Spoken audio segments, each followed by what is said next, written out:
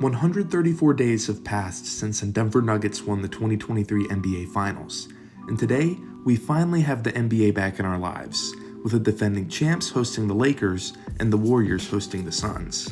And after waiting over 4 months, it's time to talk about these opening night games and see how 4 of the top teams in the West from last season look in 2023. The first game on tonight was the LA Lakers taking on the Nuggets, with the defending champs bringing home the win 119-107. And I would be remiss if I didn't start this analysis out by talking about Nikola Jokic, who is absolutely 100% the best player in the world. Jokic recorded his 106th triple-double of his career tonight, and there was still so much more he could have done. Whether the Lakers put AD on him or double-teamed him, he still dominated. As for Jamal Murray, he looked amazing tonight, especially in the third quarter. It's not crazy to say that this duo is one of the best in the NBA, and they proved that tonight, dicing up the Lakers' defense. Outside of those two stars, Aaron Gordon is proving that he's one of the most versatile forwards in the league. He's a guy who can defend the other team's best player, play make just a little bit, and make perfectly timed cuts to get easy baskets. And despite those times where I was actively saying that the Nuggets needed to stop giving MPJ the ball because we all know he's just going to take a shot, he still found a way to impact the game. The real question surrounding the Nuggets was who would step up in Bruce Brown and Jeff Green's place. Tonight, we found that answer. Christian Braun and Peyton Watson looked incredible in limited minutes. And while their impact isn't shown on the box score, having a positive plus-minus rating when Jokic is off the court will be huge in May. And shockingly, Reggie Jackson looks to have bought into his role as a spark plug who plays 15 to 20 minutes a night. The key takeaway here is that the Nuggets look like the team to beat out west. And what makes me even more confident in the Nuggets is that despite the Lakers making multiple runs at the lead, the Nuggets fought it off every single time and secured the victory. They have the best player in the world and 2 pieces who perfectly complement him. The question is, can they keep this up for the rest of the season and for the playoffs? On the other side of the court, there will be a lot of conversations after the Lakers' performance. In the first half, it finally looked like AD was going to take the reins from LeBron as the Lakers' #1 option, but man did he look terrible in the second half. I like that he looked a little more aggressive and took his fair share of shots, but you can't go 6 for 17 and expect to beat one of the best teams in the NBA. As for LeBron, he looked incredible tonight.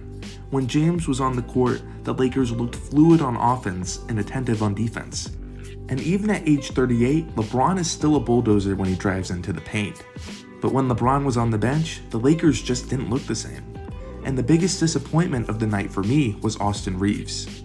There was a lot of talk about Reeves taking a leap as the Lakers' third option, but scoring-wise, he looked very unimpressive. I would have liked to see a little more offensively, but I will say the effort defensively will always be there, and the Lakers need that type of guy on this roster. After their 3 stars, D'Lo was awful. For a guy who said he wanted to play more like Derek White, he played extremely poorly, was an inefficient shooter, and was practically nothing defensively. And somehow the second best player on the court for the Lakers was Taurean Prince, who looked really solid and brought that aspect of 3-point shooting that the Lakers desperately needed. And in limited minutes, bench pieces Rui Hachimura, Jackson Hayes, and Gabe Vincent looked at times lost. But Christian Wood and shockingly Cam Reddish looked somewhat competent. I'd like to see a little more from these bench pieces, but honestly, I wouldn't be too worried if I'm a Lakers fan. You have a solid team that kept up with the Nuggets despite a terrible first quarter. And obviously, you would have liked to see a little more from AD and Reeves, but that situation will hopefully improve as the season goes along. It's a tough loss to start the season, but there's definitely a lot to look forward to. In the late window, we had the intriguing return of KD to the Bay as the Suns took on the Warriors. The biggest storyline in this game is the Suns' abysmal third quarter, followed by their stellar fourth quarter. After getting outscored by 21 points in the third, many, including myself, thought the Suns would be done. KD was having an off night, Eric Gordon and Grayson Allen did next to nothing, and the Warriors were shooting lights out. But I give full credit to Devin Booker and to the Suns role players, because when the time came for the Suns to hit some clutch shots, Booker attracted the defense and found the open man every time, whether that be a Eric Gordon 3 or a Jusuf Nurkic layup. And what makes this win even sweeter for the Suns is that Kevin Durant had an off night and Bradley Beal didn't play a single minute, and somehow they still beat one of the 6 best teams in the West. The major question for this Suns team was how they would perform outside of their top 3 guys. And while these players occasionally got burned on defense, Nurkic put up a 14-14, Josh Okogie had an efficient 17, and even with an off night statistically from their bench, they came up huge when needed. I give a lot of credit to the Suns for somehow stopping this Warriors team in a 1-possession game down the stretch and pulling away for a solid win. As for the Warriors, despite the loss, you have to be excited for this team after watching their performance.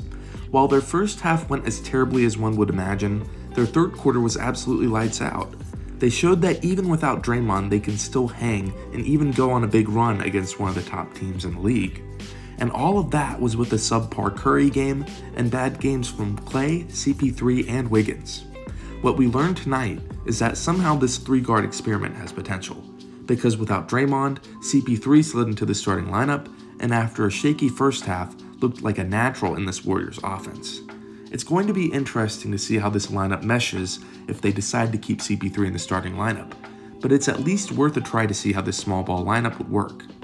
Outside of the Warriors stars, the standout was Jonathan Kuminga, who played crunch time minutes and looks to be the Warriors' 6th or 7th man. Behind Kuminga is Gary Payton II, who played good defense as always, Dario Saric, who shot 3 for 11 from the field, Moses Moody, who looked solid in limited minutes, and Corey Joseph, who got in the game for 4 minutes.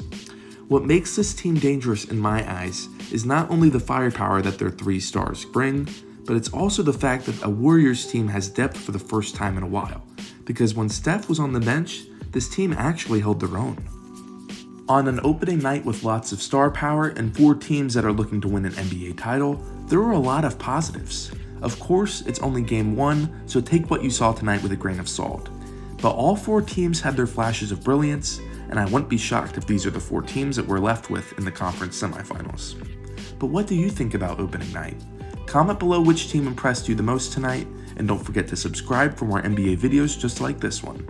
I'm Julian with TalkBackSports, and I'll see you next time.